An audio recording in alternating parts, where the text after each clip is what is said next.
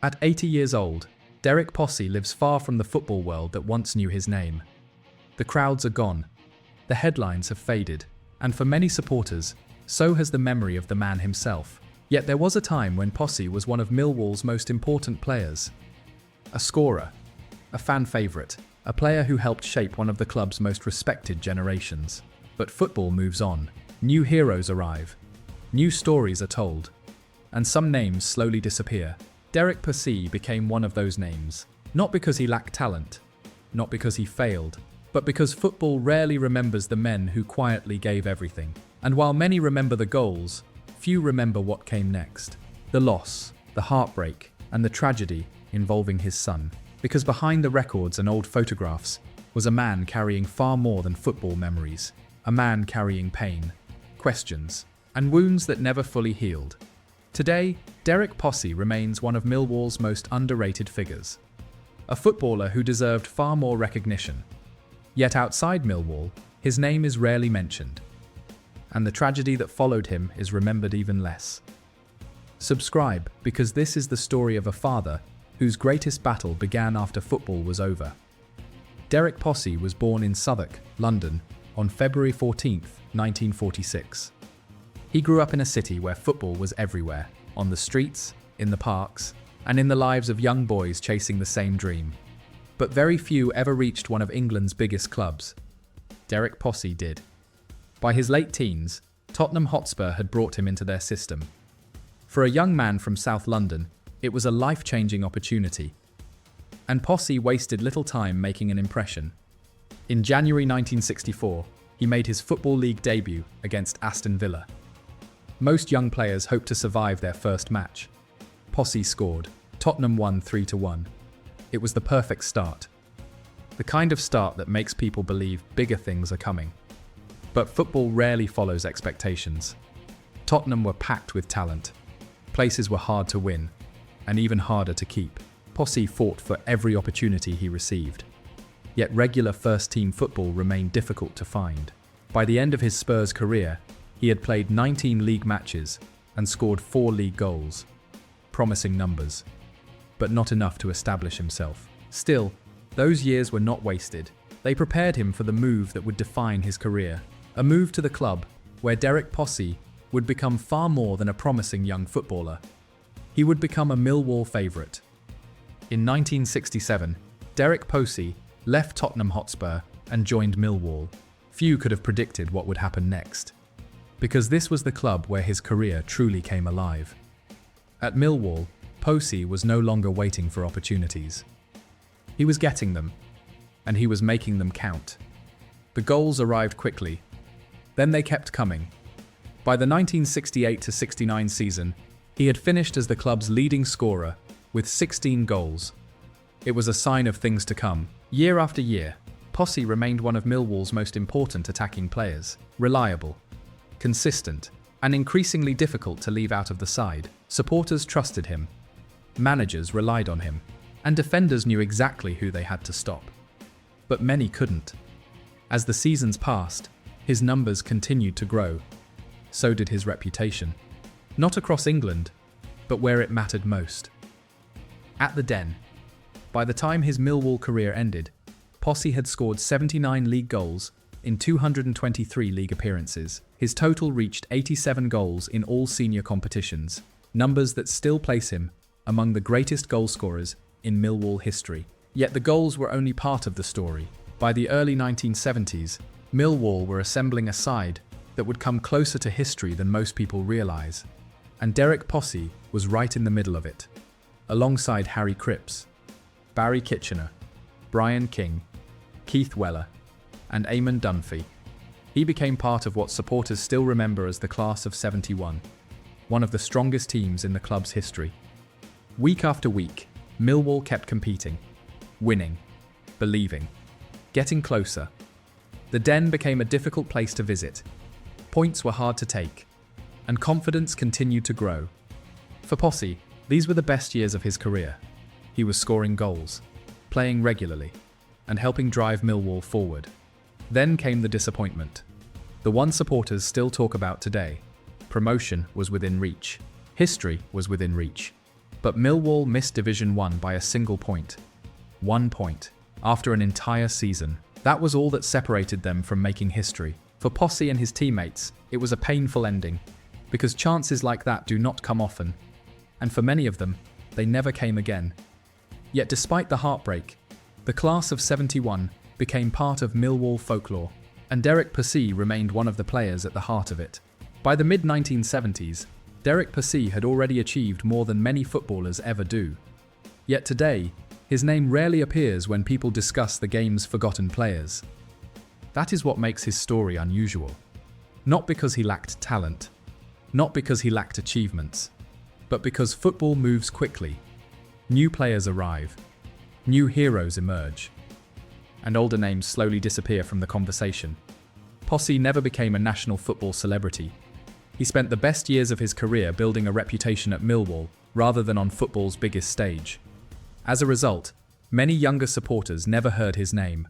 Even though older generations knew exactly who he was, they remembered the goals, the big matches, and the role he played in one of Millwall's most respected sides. But outside those circles, recognition became harder to find.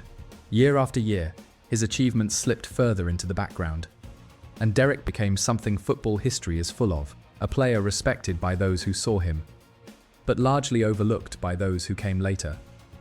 Yet being forgotten by football would prove far easier than what life still had waiting ahead. Eventually, every football chapter comes to an end. For Derek Possee, that chapter was Millwall, but his career was far from over. In 1973, he moved to Crystal Palace. A new club, a new challenge, and a chance to prove himself in different surroundings.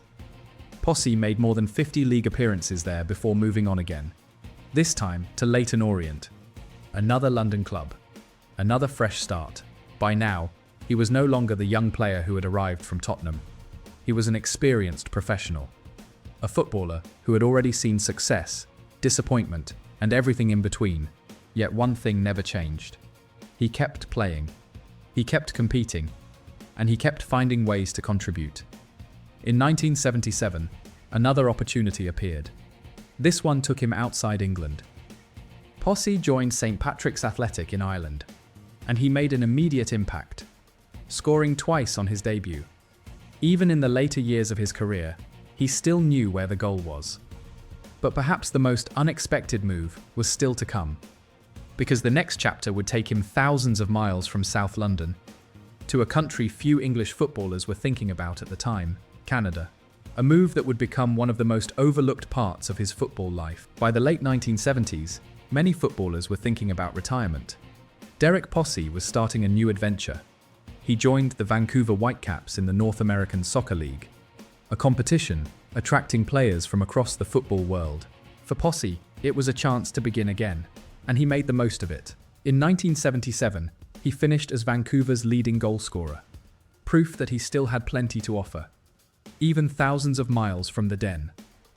Supporters in Canada quickly took to him, just as Millwall supporters had years earlier, because the qualities that made him valuable in England had not disappeared. The work rate, the movement, the ability to score important goals. And Vancouver were becoming a serious team, one capable of competing for major honours. Then came the biggest moment. In 1979, the Whitecaps won the Soccer Bowl, the greatest achievement in the club's history at the time. For Possee, it was another major success in a career that rarely receives the credit it deserves. A trophy, a celebration, and another chapter added to an already impressive football journey. Yet looking back now, there is something else that makes the Canadian chapter stand out. Not because of the goals, and not because of the trophy, but because years later, Canada would become connected to the most painful chapter of Derek Possee's life. A chapter no footballer ever wants to face. For most of his life, Derek Possee had dealt with football's disappointments, lost matches, missed opportunities, and the frustrations that come with every career. But nothing could prepare him for what happened next. Because this was not football, this was family. In 1992, the tragedy arrived. His son Danny was only 22. He was shot and killed by police. In that moment, football became meaningless. And suddenly, Derek was facing the kind of heartbreak no parent ever wants to experience. The kind that changes a family forever. The kind that leaves questions long after the headlines disappear. For years, Derek Possee had been known as a footballer, a goalscorer, a Millwall favourite. But none of those things mattered in moments like this. Football could not fix it. Football could not explain it. And football could not take the pain away. For many supporters, this chapter of his life remained largely unknown. Most remembered the player. Few knew about the father, or the burden he would carry after losing his son. As the years passed, Derek continued living away from the spotlight, away from the attention football once brought. And the silence around his name grew even deeper, because some wounds never fully heal, no matter how much time passes. And for Derek Possee, the tragedy involving his son became part of a story far bigger than football itself. Today, Derek Possee is 80 years old. For many football supporters, he is little more than an old name in the record books. A player from another era, a player many have never heard of, which is remarkable when you consider everything he gave to the game. Because Derek Possee was never supposed to become forgotten. Not after the goals. Not after the years at Millwall. Not after everything he helped build. Yet time can be cruel. Football can be even crueler. The game that once filled his weekends eventually moved on without him. New heroes arrived. New generations followed. And the man who had once been so important slowly disappeared from the conversation.